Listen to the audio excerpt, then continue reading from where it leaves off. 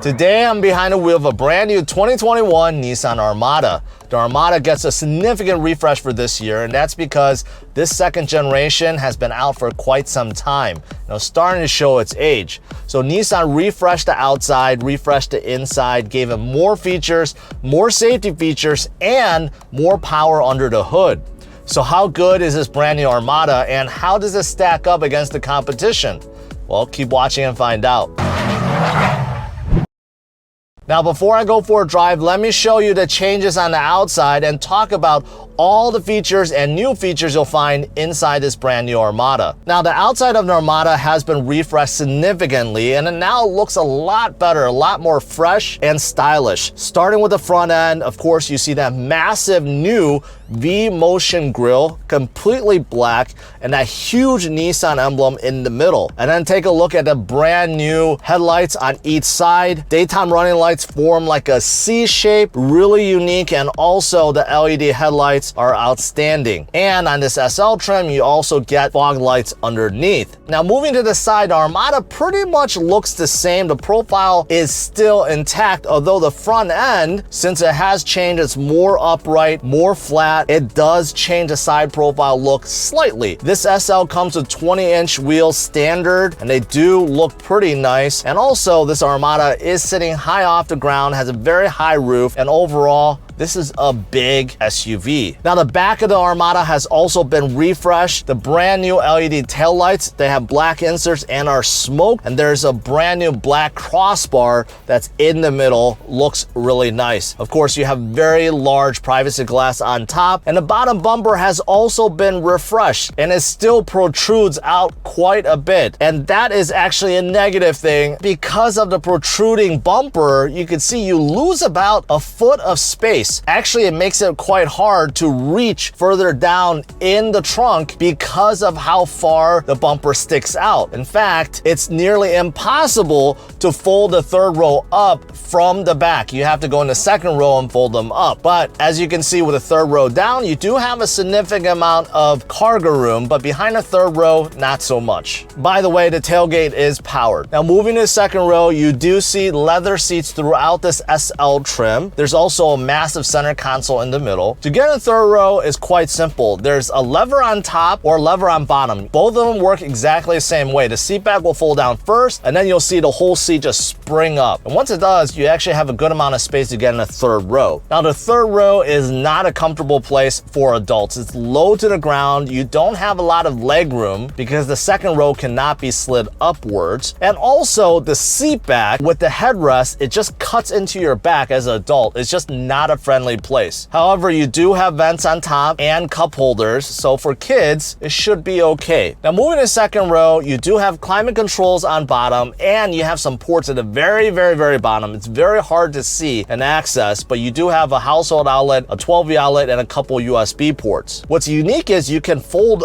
up the front armrest as a garbage or something, but you can't do so in the back, which is really unique. Now, as for the center console, you just have a whole bunch of space within that you can store things, and you have a couple of cup holders. Unfortunately, for the second row, there are no heated seats, no ventilated seats, not even sunshades. And you can't slide these seats forward and backwards. So I'm 5 feet 10. You can see I do have plenty of leg room, about 67 inches of leg room, and about the same with headroom. The seats can recline, but they can't slide forward and backwards. And that's unfortunate because if you wanted to make more leg room for the third row, you cannot. Now, moving on front, the Armada has been refreshed significantly. Starting with the steering wheel is more or less the same. It's a big truckish steering wheel. Feels good. Leather feels good. You have buttons on either side for your safety systems or media, volume, so forth. You do still have a 7-inch screen in the gauge cluster. Now, you can scroll through various menu items and see all the usual stuff like your fuel economy, trip computer, safety systems, etc.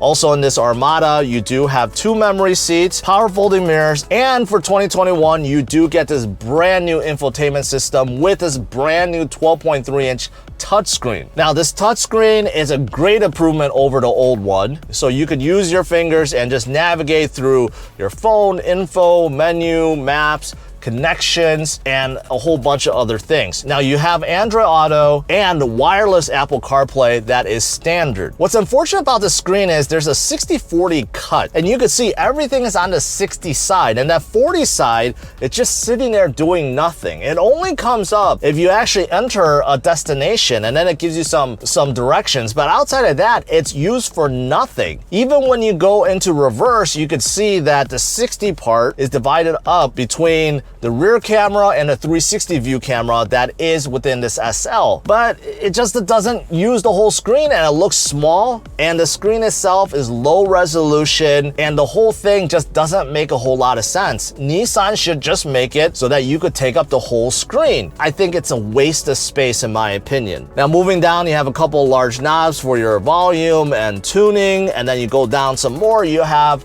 big knobs and buttons for your climate control. Tri-zone climate control inside this Armada. You do get heated seats, but unfortunately no ventilated seats up here. And underneath this giant cover, you do have a 12V outlet and a wireless charger for your phone. Underneath that, you get a couple more USB ports and your trailer brake control, and you do get a standard shifter. Underneath the shifter, you do have some buttons and a knob to control your infotainment system in case you want to use it. So the combination of touch and these controls actually work pretty nicely. And you have two cup holders, and you have some modes like snow mode and tow mode, and your traction control with this circular part that's kind of weird. It looks like a dial, but it's not. You can't actually turn it, you just have to press the buttons. Within the mirror, you do have HomeLink buttons, and at the very top, you have a regular size sunroof. All right, I'm behind the wheel. Let's see how good this brand new Armada is and see how it drives.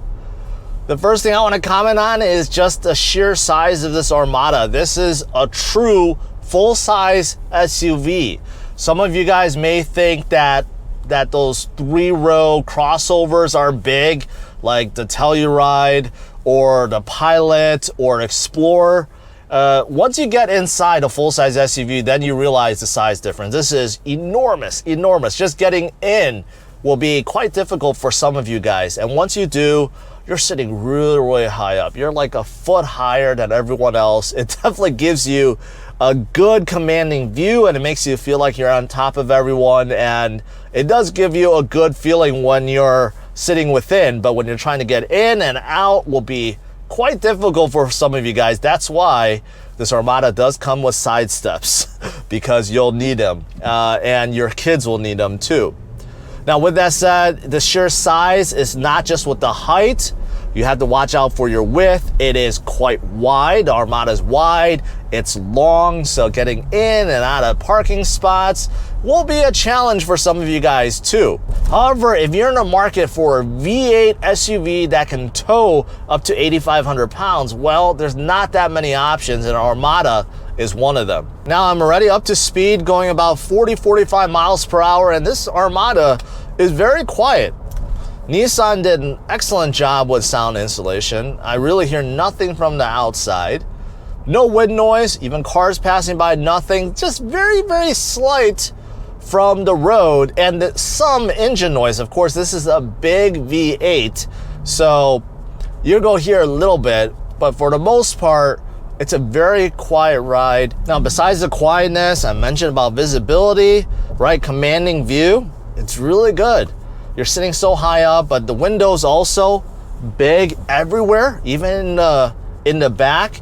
And because of how high you sit, not only just off the ground, but also inside the cabin, the door panels are very low. So it does help with visibility out the side, especially if there's small kids to the side of you. It's easier to see. So visibility is really good inside this Armada. Also, these seats overall, they don't look the best. You know, in terms of the stitching, the design is kind of plain and neutral, and there's no contrast in here either, although you can get contrast seats. They feel pretty comfortable. Nissan are known to have very comfortable seats, zero gravity seats, and they do feel really good. The back is well bolstered, so holding my back. The bottom cushion is really big.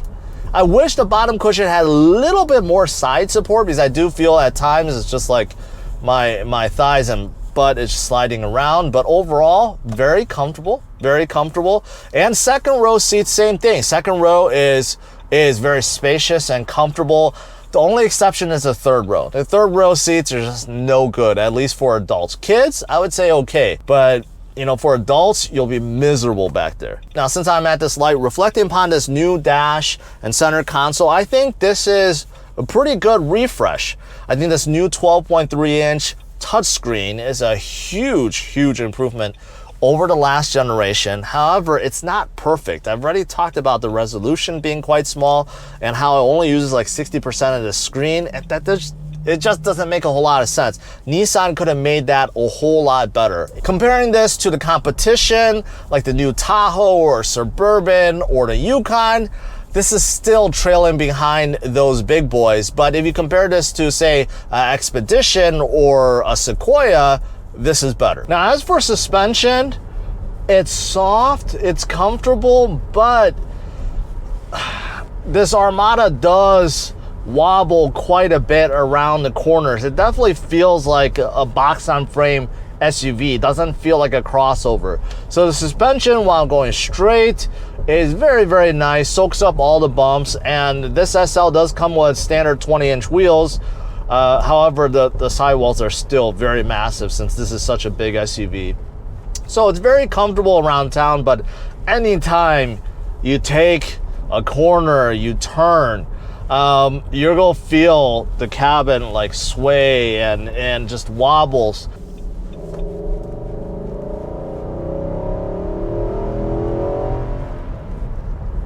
Okay, had a little bit of a straightaway, so tested acceleration. That was about 20 to about 55.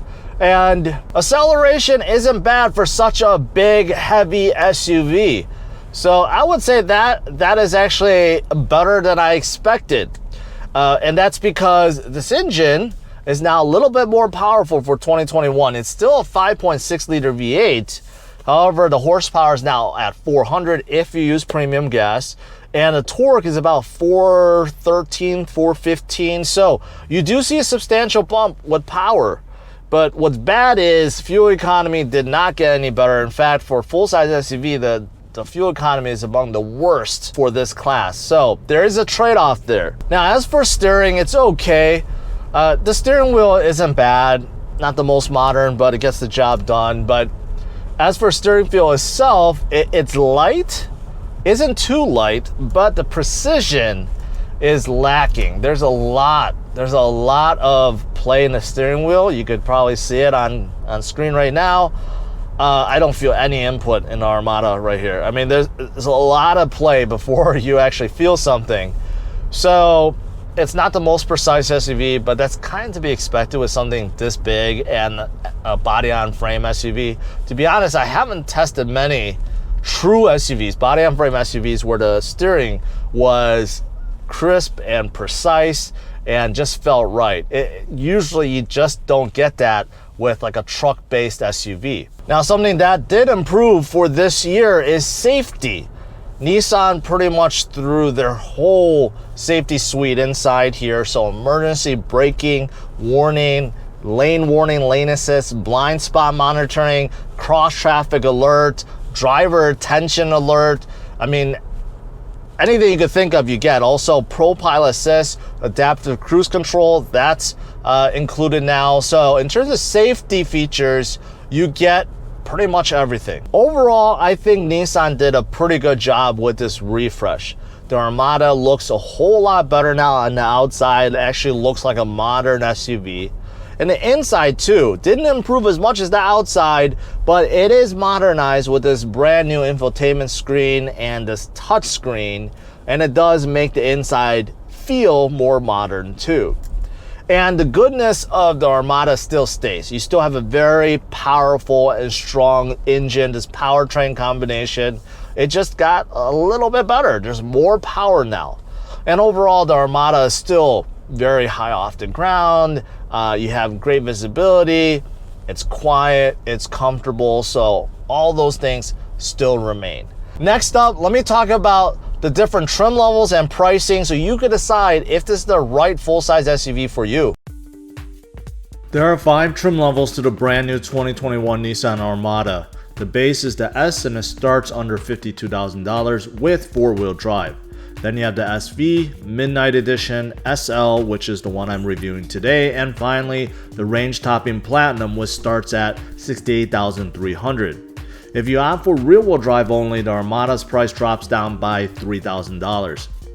To conclude, the 2021 Nissan Armada has been refreshed significantly, but still feels old in some areas. The new exterior look is refreshing, and the new interior cabin and screen also gives the Armada a new feel. New safety systems are a plus, and the new features also modernize the Armada as well. The powerful powertrain, the commanding view and sitting position, as well as the comfortable seats and quiet ride make the Armada a great drive anywhere.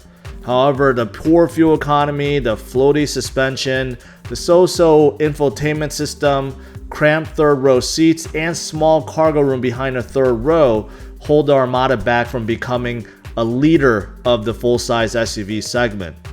Overall, I'm giving the brand new 2021 Nissan Armada SL a score of 93. To see where it ranks among its peers, check out driversonlyrankings.com. Hit the like and subscribe to the channel and check out these other videos.